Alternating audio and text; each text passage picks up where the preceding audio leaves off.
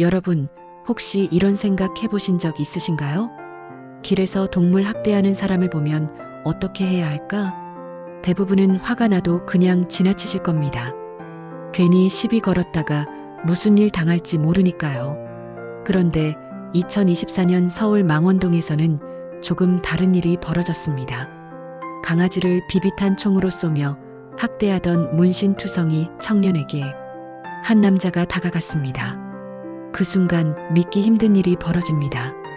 그리고 남자의 반려견 복실이가 독극물 테러를 당하는 일까지 벌어지는데, 오늘은 전직 북파공작원 교관 출신 박형우 할아버지가 어떻게 조폭 조직 전체를 무너뜨렸는지 그 놀라운 8주간의 기록을 들려드리겠습니다.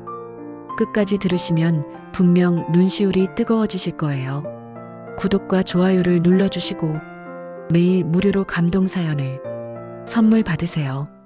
망원 한강공원에 차분한 햇살이 내려앉았습니다.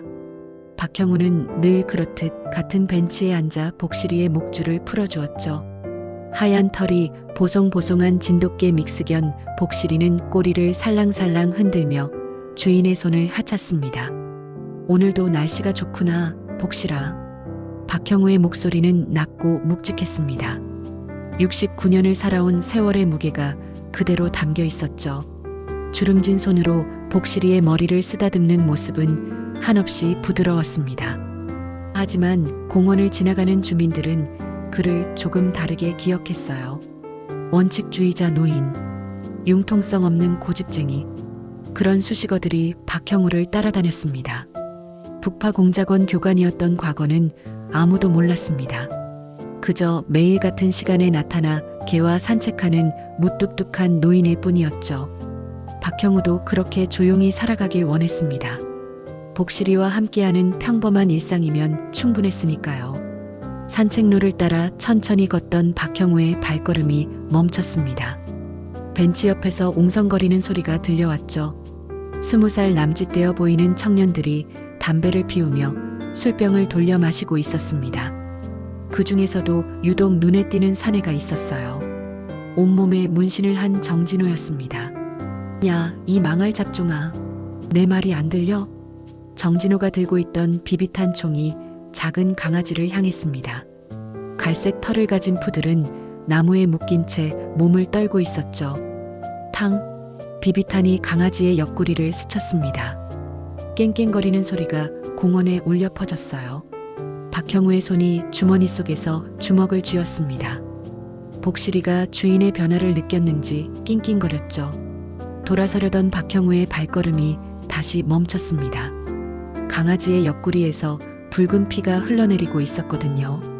정진호가 다시 비비탄 총을 겨눴습니다. 죽고 싶어? 응? 말 좀 들어. 그 순간 박형우의 머릿속에 오래된 기억이 스쳐 지나갔습니다. 북한에서 구타당하던 전우의 모습, 또 북한에서 굶주림에 울던 아이들, 그리고 자신이 그들을 지켜주지 못했던 무력감, 모든 기억이 한꺼번에 밀려왔죠. 박형우가 천천히 몸을 돌렸습니다.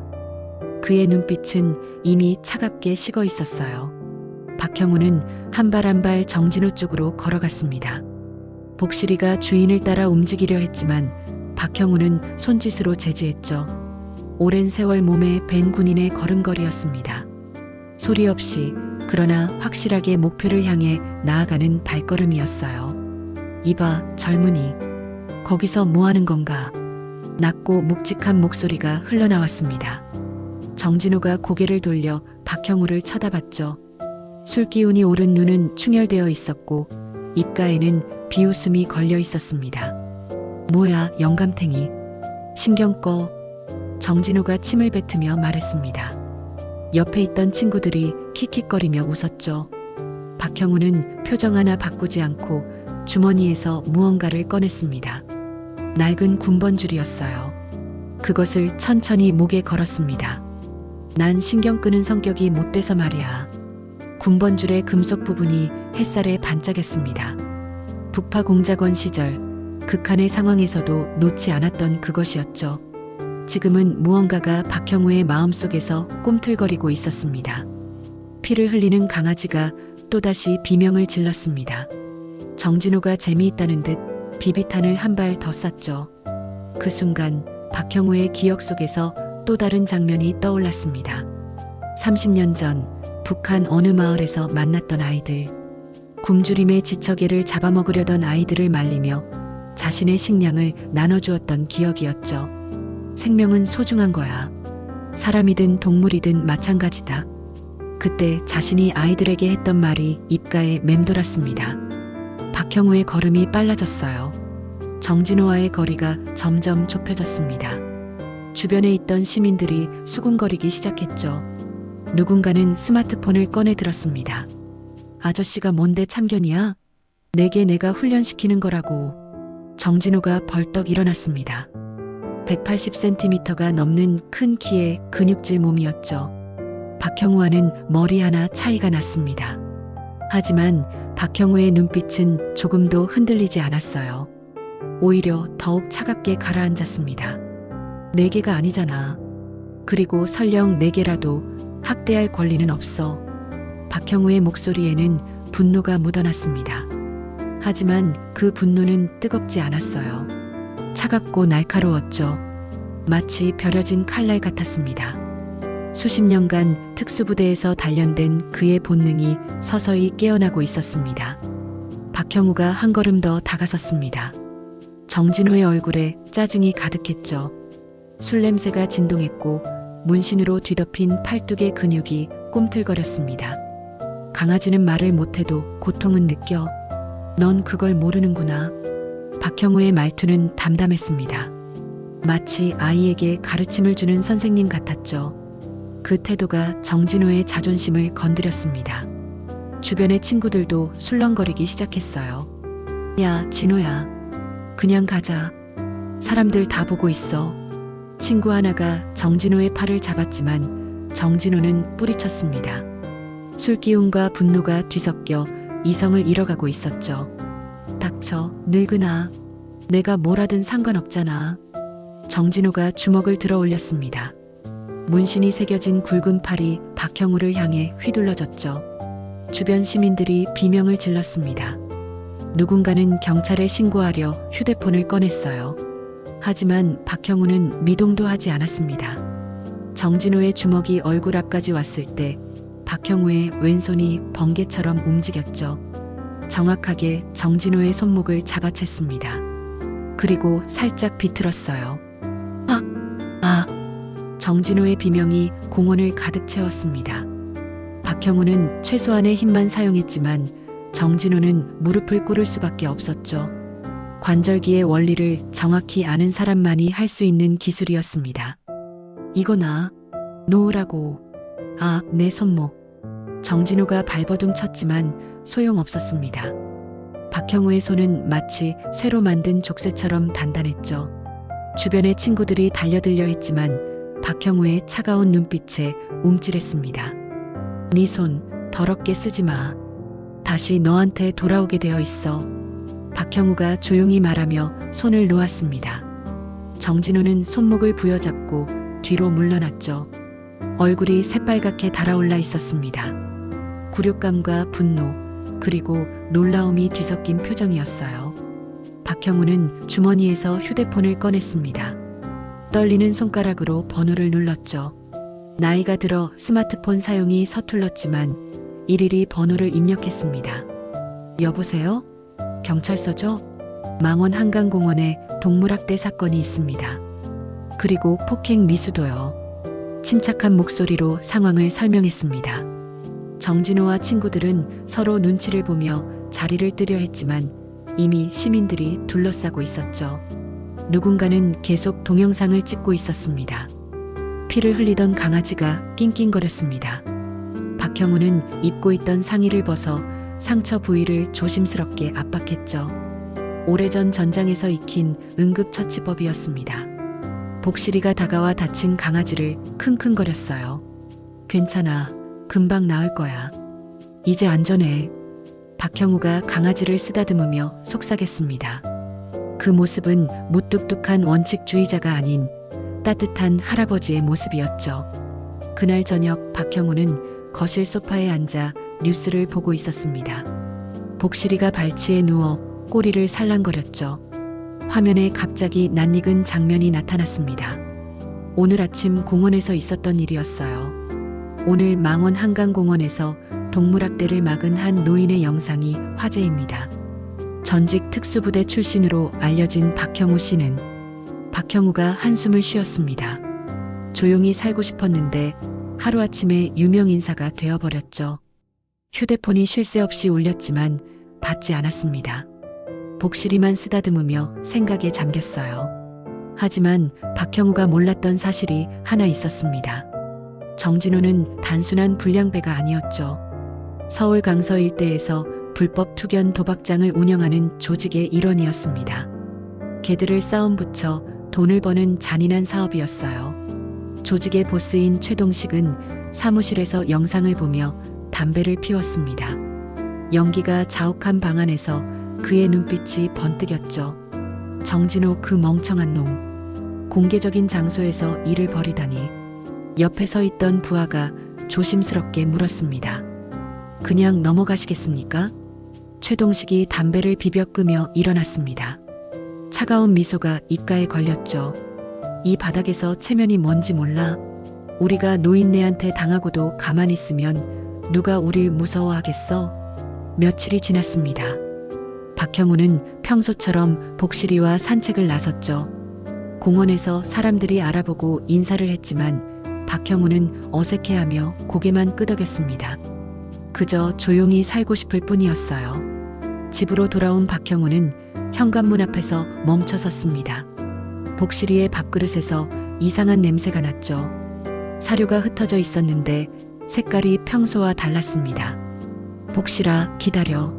박형우가 복실이를 제지했습니다. 조심스럽게 사료를 살펴보니 하얀 가루가 묻어 있었죠. 독극물이었습니다. 북파 공작원 시절 배웠던 지식이 떠올랐어요. 쥐약과 비슷한 성분이었습니다. 하지만 이미 늦었습니다. 복실이가 갑자기 비틀거리기 시작했죠. 집에 오기 전에 이미 조금 먹었던 것입니다. 거품을 물고 쓰러지는 복실이를 안고 박형우는 동물병원으로 뛰었습니다. 복실아, 복실아, 정신 차려. 형우는 10kg이 넘는 개를 안고 전력 질주했습니다. 지나가는 사람들이 놀라 쳐다봤지만 박형우는 앞만 보고 달렸죠. 군화 소리처럼 단단한 발걸음이 아스팔트를 두드렸습니다. 동물병원에 도착했을 때 복실이는 이미 의식을 잃은 상태였습니다. 수의사가 급히 응급처치를 시작했죠.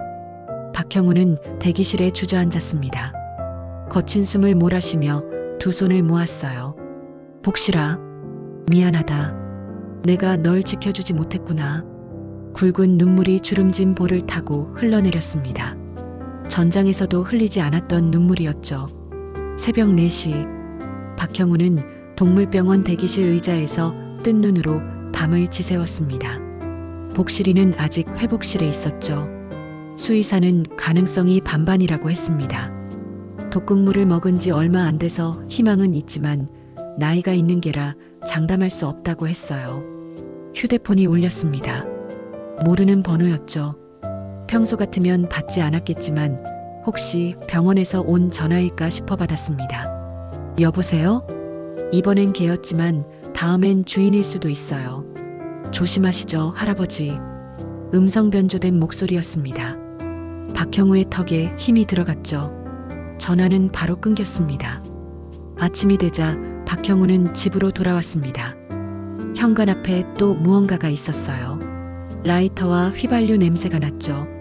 누군가 불을 지르려다 도망간 흔적이었습니다.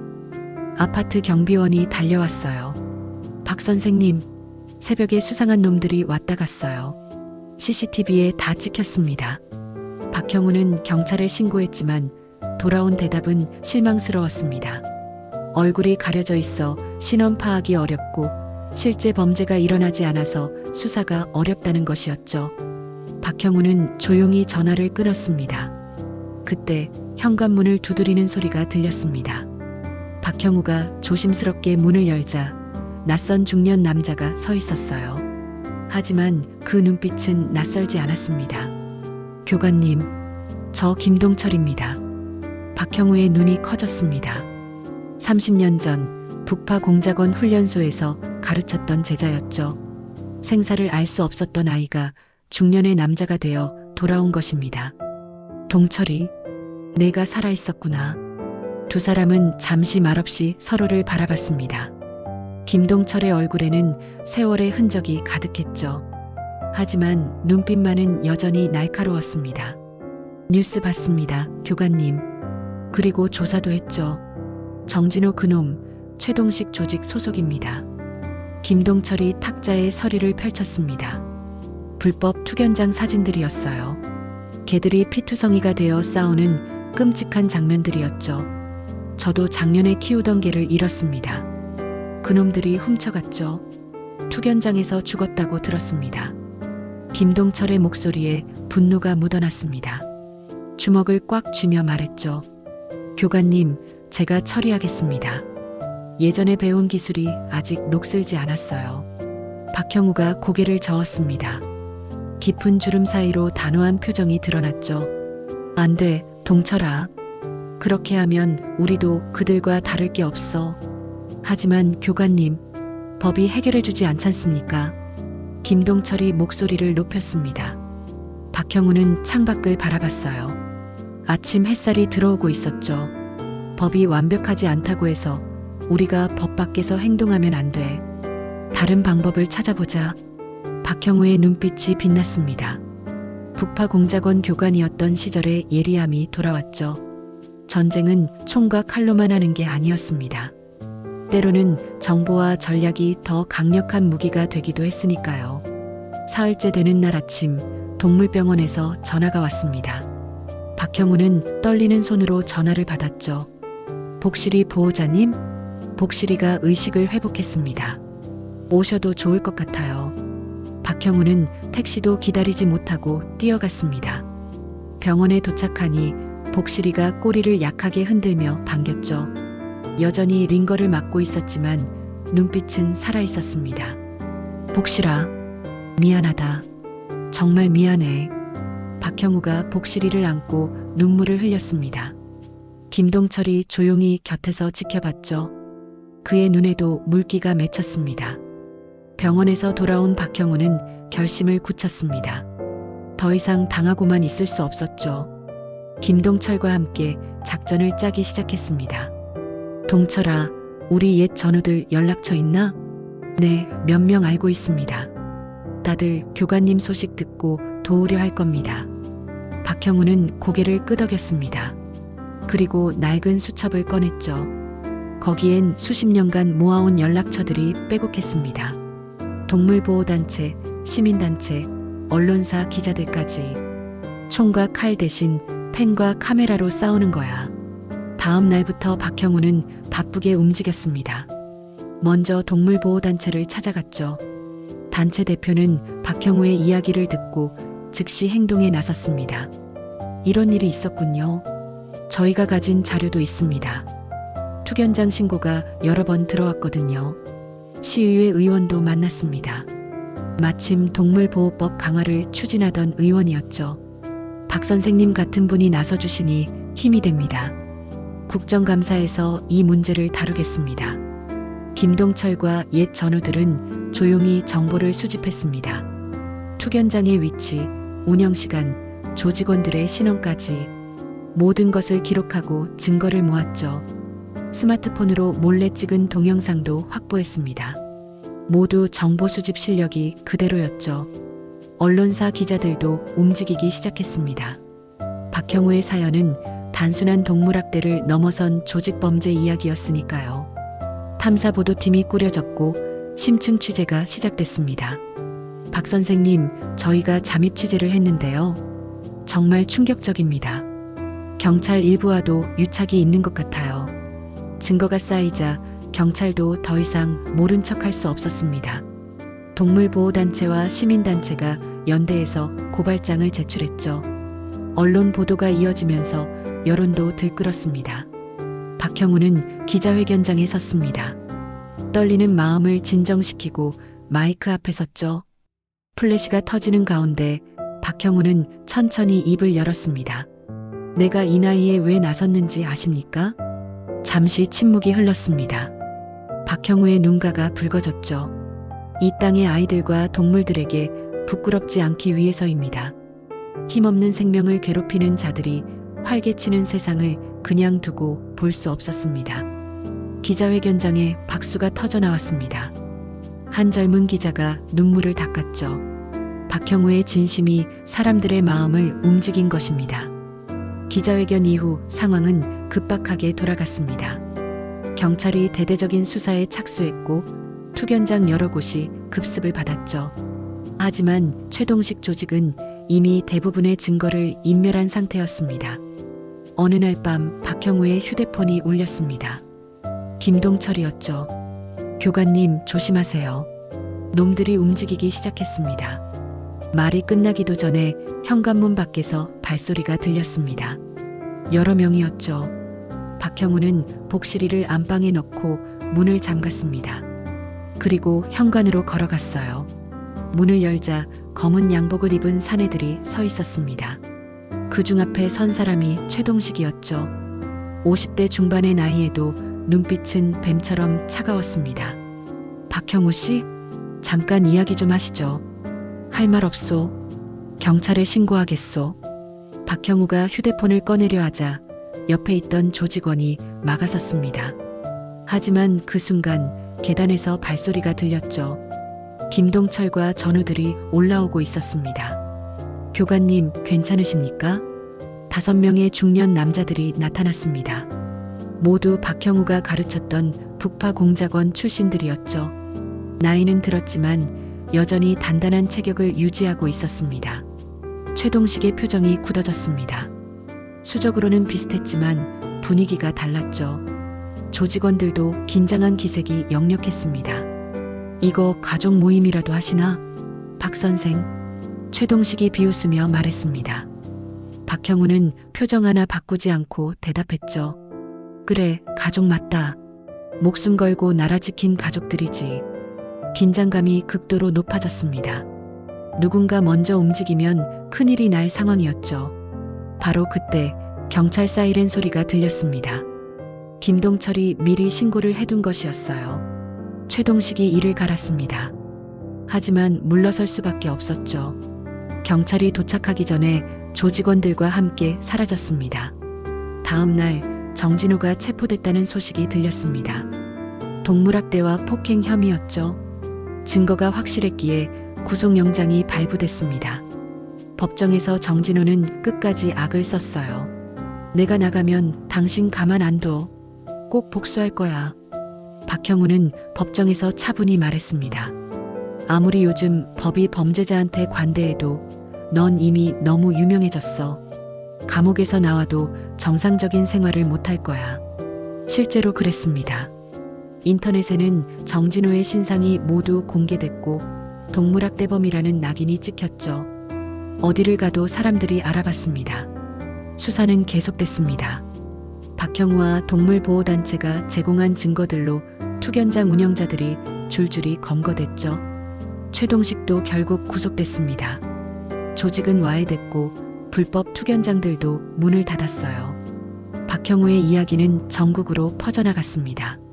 교육청에서는 청소년 인성교육 자료로 활용했고 공익광고도 제작됐죠. 여러 신문사에서 칼럼 요청이 쇄도했습니다. 가을이 왔습니다. 망원 한강공원의 나무들이 울긋불긋 물들었죠. 박형우는 여전히 같은 시간, 같은 벤치에 앉아 있었습니다. 복실이는 완전히 회복해서 예전처럼 꼬리를 흔들며 곁을 지켰어요. 복실이 할아버지다. 아이들이 달려왔습니다. 언제부턴가 박형우는 동네 아이들에게 복실이 할아버지로 불렸죠. 아이들은 복실이를 쓰다듬으며 까르르 웃었습니다. 할아버지, 오늘 학교에서 할아버지 이야기 배웠어요.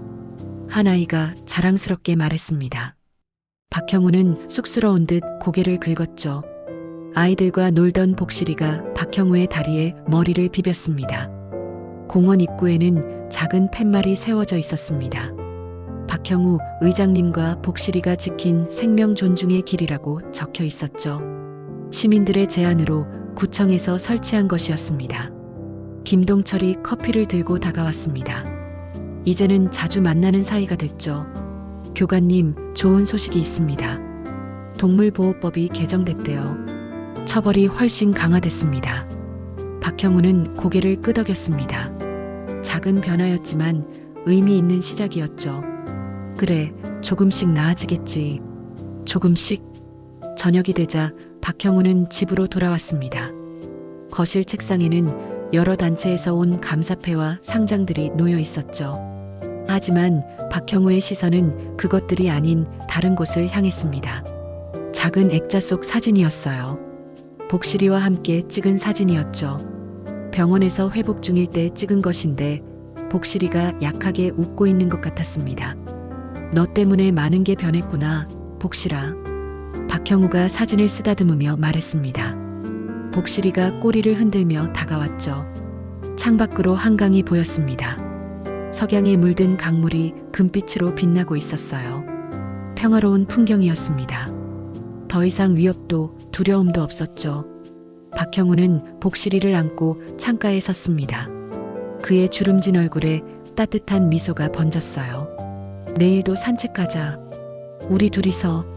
복실이가 왈칵 짖었습니다. 마치 대답하는 것 같았죠. 박형우는 복실이의 머리를 쓰다듬었습니다. 너가 있어서 내가 행복하단다. 해가 완전히 지고 어둠이 내렸습니다. 하지만 박형우의 집에는 따뜻한 불빛이 켜져 있었죠. 복실이의 밥그릇 소리, 텔레비전 소리, 그리고 가끔씩 들리는 박형우의 웃음소리. 평범하지만 소중한 일상의 소리들이었습니다. 멀리서 누군가 지켜보고 있었습니다. 그날 학대당하던 푸드를 데리고 산책하는 한 청년이었죠. 청년은 박형우의 집을 바라보며 고개를 숙여 인사했습니다. 그리고 강아지와 함께 어둠 속으로 사라졌습니다. 이 영상이 누군가에겐 위로가 되었기를 바랍니다. 끝까지 봐주셔서 진심으로 감사합니다. 사연이 좋으셨다면 구독과 좋아요 부탁드립니다. 항상 건강하세요.